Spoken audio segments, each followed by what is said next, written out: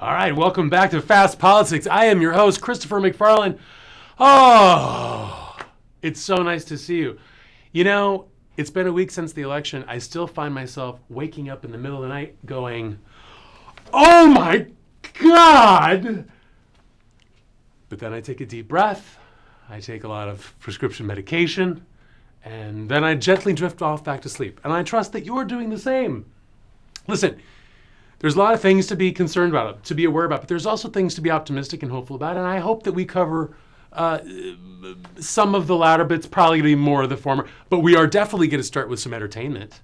And since we are in Los Angeles, when we talk about and frame the context of this election, and we're going to examine this election through the prism of many different points of view over the coming weeks. But since we are broadcasting from Los Angeles, I thought that it made sense for us to discuss and frame the conversation in metaphors that we most easily communicate from Los Angeles, and that is TV and film. So we're going to see a lot of images tonight, and I think it's going to drive some points home for you. But before we get to all of that, fun stuff, let's start with some other fun stuff. In weeks past, we've had a little bit of a theme, starting off with a musical rant, and tonight's going to be no different. So, if you'll stick with me, we are going to transition now to the musical rant portion of tonight's episode.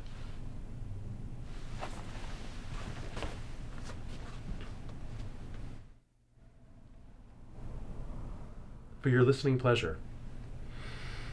Just sit right back and you'll hear a tale of a fateful vote. It happened on November 8th, that's when America choked.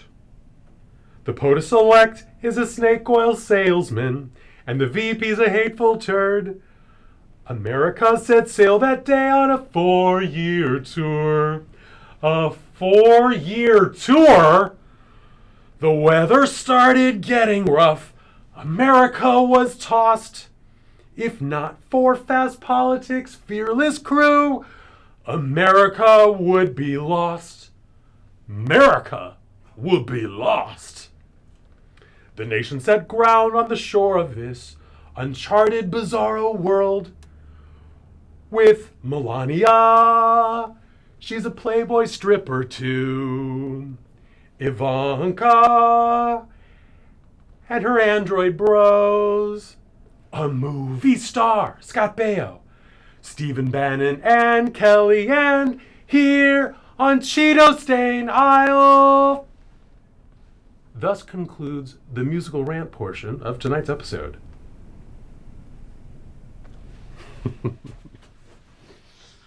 Oh, America, I miss you. I feel like I haven't talked to you in person like this in quite a while, although I've been engaging on Facebook like a crazy person. So the first thing that we want to talk about tonight is, because I know there's a lot of confusion. The plurality of voters actually voted for Hillary Clinton, and I know it's very confusing. How is it that she's not the president? Well, it's because we're not actually just a pure democracy. We are a republic. We have something called the Electoral College, and we're just going to spend a few moments talking about what that means. It requires 270 electoral votes in order to become president. There are 580 possible. And the way it works is California has a population of 39 million people. We get 55 electoral votes. That means that each person, each electoral vote is the equivalent of roughly 705,000 Californians. Now let's look at a place like, Wyoming. Wyoming has a population of 584,000. They get 3 electoral votes, which means it only takes 194,000 Wyomingites to equal 1 electoral vote. What does that mean in total? It means that a vote in California is worth about a quarter of a vote of a Wyomingite. In other words, folks from Wyoming, their vote is 4 times more valuable in a presidential election. Now, half of the past 4 election cycles have been won by Republicans on technicality. So I have kind of switched over to the camp of let's toss out the Electoral College. But I wanted you to understand how it actually worked. I think most of you probably do, but it is a little bit technical, and so we start off with that. Now, let's also frame this conversation with how did we get a thug into the White House? And I think you first have to understand how hard the search was to find an old man Caucasian thug. Why did they even look for one? Well, it's because for the past 8 years, there's been a perception that Barack Obama himself was a thug. That's right. They started off with a narrative of him wearing mom jeans, trying to eviscerate his masculinity. But when that didn't work with the electorate because he was just too smart for them, they changed the narrative to what we're familiar with: angry black man and angry black woman for Michelle.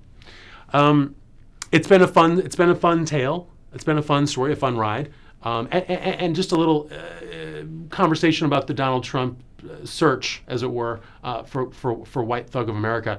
You know, finding a rich white guy over 70 that is comfortable with gold-plated anything and has multiple baby mama drama and hangs out with Playboy strippers and Victoria's Secret models. It's tricky, but not impossible. As the Republicans proved, they found one.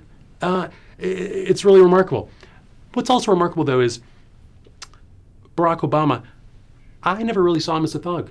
I did see him as another TV character, though. A man famous for wearing vests and house slippers. To me, he was the black Mr. Rogers. So it was always a little bit of a contrast. Again, we're going to talk about over the next several episodes in coming weeks about how we look at this election, how different prisms are used in America to see the political landscape, to see each other, to see ourselves in our reflection.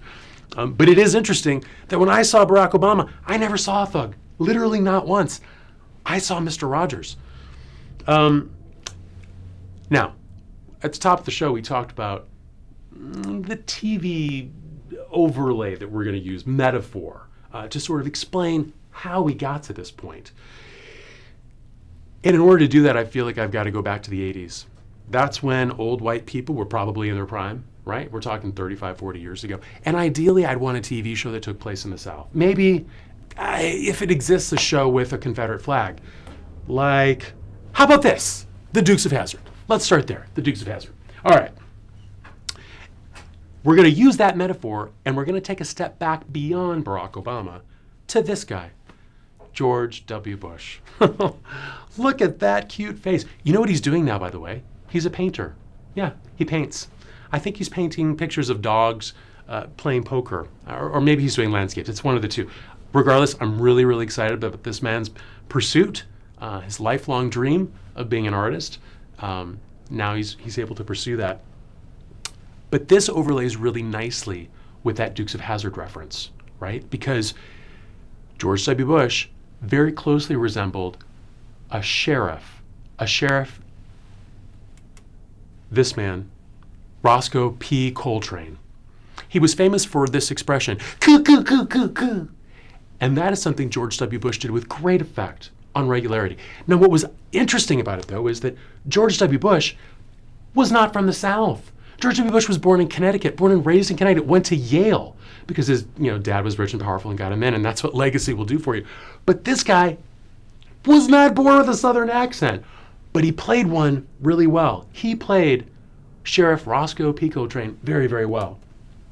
Now, many people thought, okay, so if he's the sheriff, then who is Boss Hogg? Who's Boss Hogg? Well, it would make sense that it would be his VP, right? The one that was going to come up presumably right after him. But it turned out his VP was just a giant dick. Dick Cheney.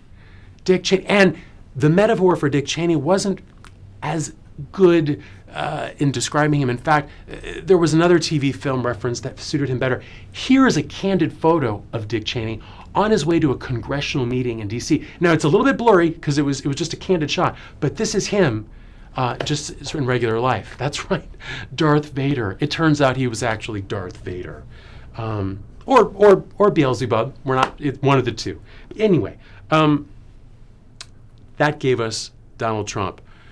Donald Trump obviously is Boss Hogg, right?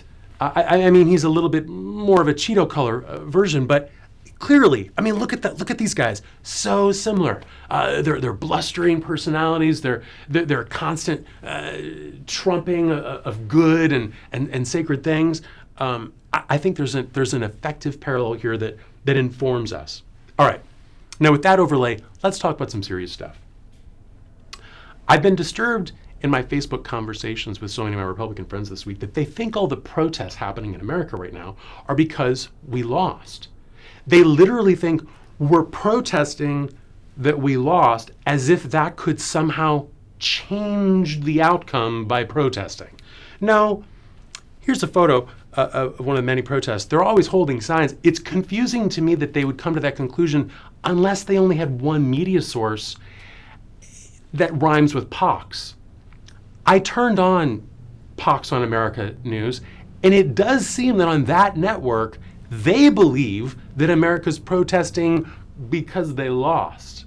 But in fact, what we're actually protesting is the rise of racism, radical racist tyranny, white nationalism, the anti-Semitism, the anti-Muslim dynamics, the anti-women mythos, the anti-gay rhetoric coming from Vice President Pence. All of these things are what's being protested, and hoping that our protests will carry to the White House and Donald Trump will know that he needs to unite the country instead of dividing us, picking us off by individual groups. I'm not sure that he's learning a week in. Here's what you need to keep an eye on. This guy, Stephen Bannon, he is the leader of the alt-right movement. He's also Donald Trump's recently appointed senior strategist. What is the alt-right?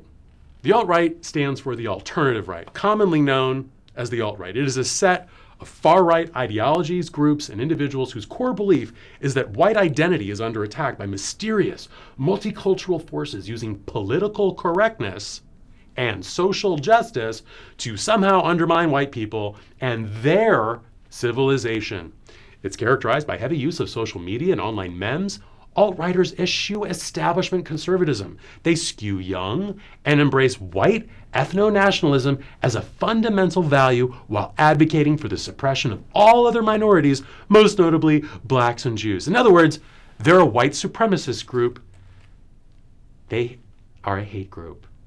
So it's important that we understand why the protests are happening.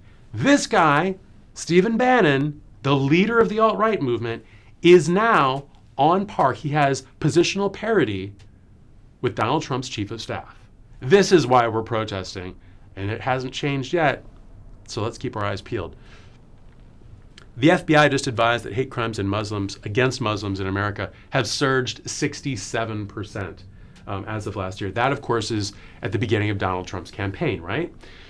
So we don't have stats and measurements on what's going on right now. We don't know the long-term consequences of that. We just know that they've continued.